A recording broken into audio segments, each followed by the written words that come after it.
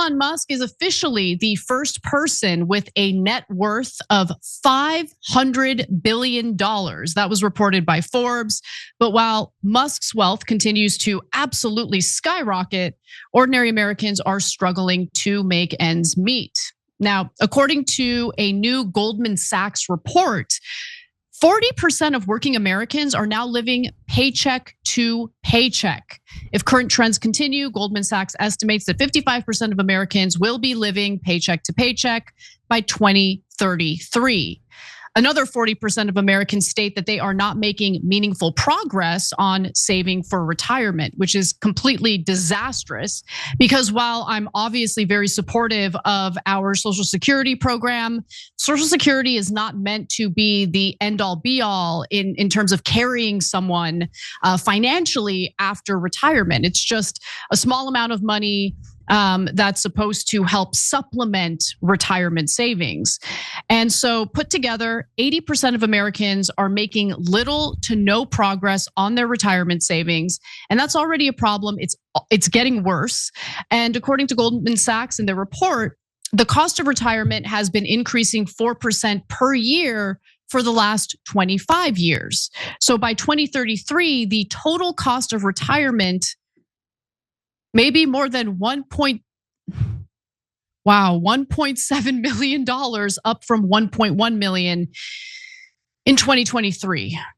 Now, other financial milestones are also becoming harder to attain and more expensive. So take buying a home, for example. In the year 2000, home ownership costs ate up 33% of the median household's post-tax income. Today, those same costs make up 51% of the median household's post-tax income. In 2002, the average age of a home buyer was 36 years old. Cenk, you want to take a stab at the age now? I do not. Okay, 56. So again, in 2002, the average age was 36 in terms of owning a home for the first time. Now that age has gone up to 56. I've got a lot more to share with you, but this is just completely disastrous. Yeah. Meanwhile, our media tells us there's nothing wrong. The stock market's up. Stock market's up. What are you guys complaining about? They said it under Biden, and Biden and the Democrats lost because they kept ignoring the real problems in America because they're like, what do you mean? Everyone we know is rich and they love that the stock market is up. Oh, it took you 20 extra years to buy a house? That's a lifetime. Between 36 and 56 is when you raise a family. You buy the house at 56, what good does it do you? And by the way, between 36 and 56, you also accumulate wealth in that house. Now you don't accumulate wealth for 2 more decades.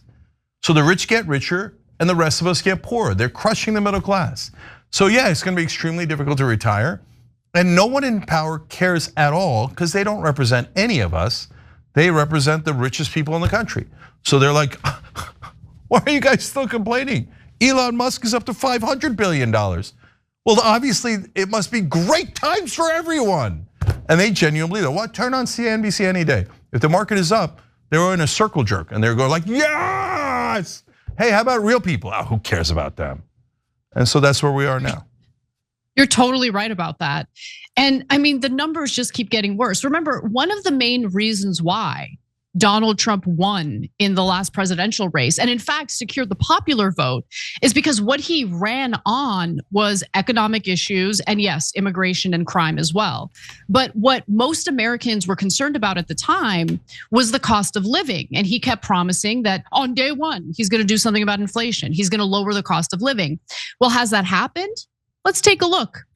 65% of Americans see themselves as either sometimes or regularly financially squeezed each month. And that's up from 58% in June of last year. The University of Michigan Consumer Sentiment Index was 21.4% lower in September than a year earlier. It is now lower than at any point during the 2008-2009 recession.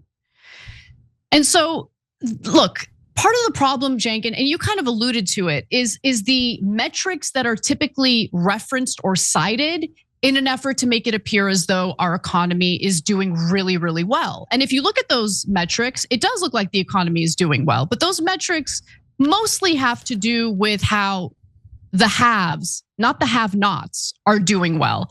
So let me tell you exactly what I'm referring to. So they'll say that the GDP is rising, that the stock market is hitting new records, and that unemployment is only at 4.3%, which is obviously a deceptive percentage because it doesn't include. I didn't know this until recently. I did an investigative report when it came to unemployment numbers in California, and I found out that the Bureau of Labor Statistics will include individuals who work simply 1 hour a week as employed.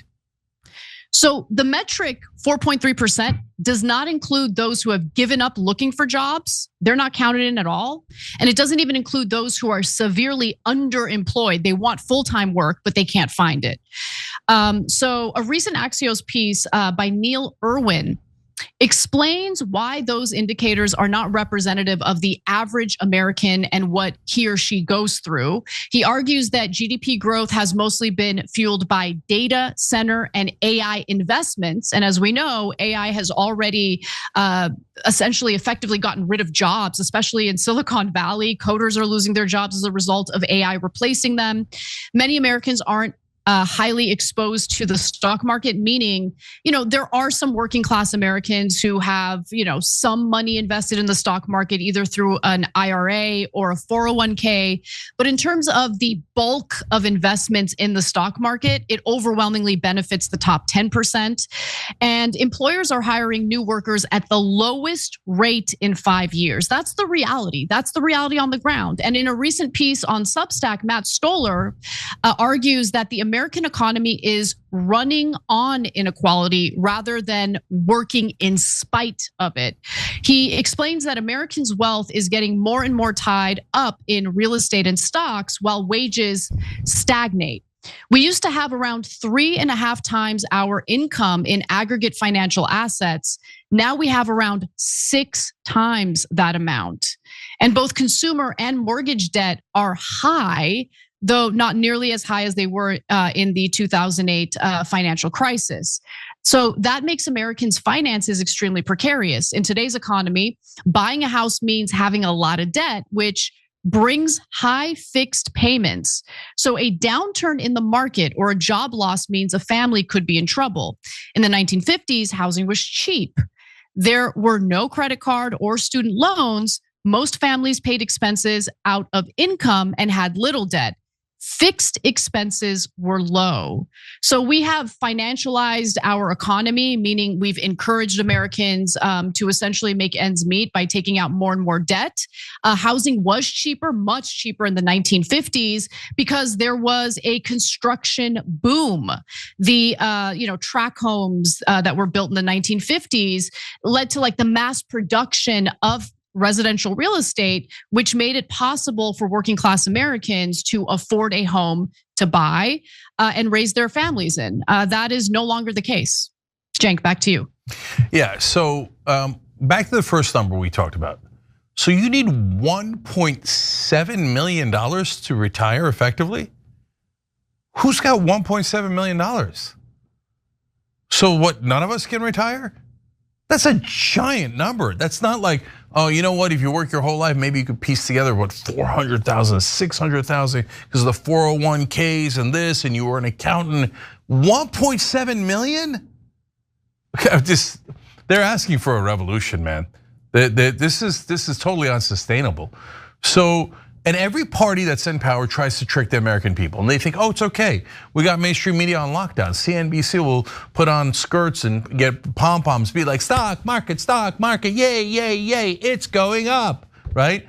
And every time people are like, yeah, brother, I don't care what CNBC said, I don't watch them.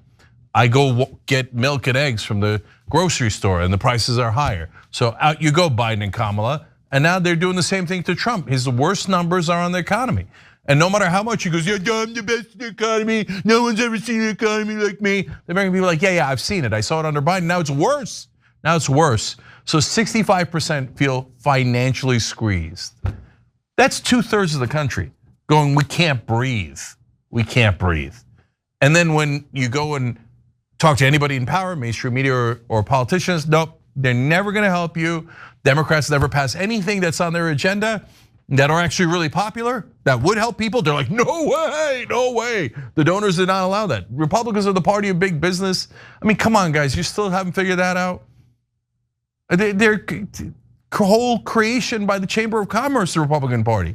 So obviously none of them are gonna break lockstep with corporate rule. And Trump pretended to be a populist, and what's he doing?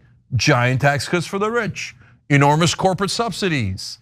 Did he cut the debt? No, he added another 4 trillion. I've lost track. Was it 8 trillion? I don't know. It's trillions and trillions more on top of the debt. And who's gonna have to pay that? You are. And then instantly, right after they pass that bill, they start talking about, well, we got to raise the Social Security age. No, we got to have Americans. Every year you don't collect Social Security is $1 in the rich people's pocket. Okay, they're redistributing that wealth right up to them. Get back to the mines. Get back to the assembly lines. You need to work longer, 70 until you're 70, 75, 80. Keep working, because Elon doesn't have enough money. Larry Ellison doesn't have enough money. Bezos doesn't have enough money. Okay, so you get back to the mines. So at some point, the American people are going to say, I had enough of this crap, and so they're all lying to us. And guys, by the way, this is before the AI Nakba. So people have no idea how bad the AI catastrophe is going to be. They're like, oh yeah, the AI will magically create other jobs and then everything will be fine. Every business person I talk to is talking about cutting 25% of their staff as soon as possible. There is going to be a wave of unemployment like we've never seen. And then they're going to tell you, oh, but don't worry, the AI stocks are doing great in the stock market. Nah, they're poking the bear, man. This is a very bad road we're on. You mess with people's money, you mess with their ability to retire, you mess with their ability to pay the rent or the mortgage or to feed their kids, and you're gonna have a massive problem on your hands. And that's where we're headed right now. Every time you ring the bell below, an angel gets his wings. Totally not true, but it does keep you updated on our live shows.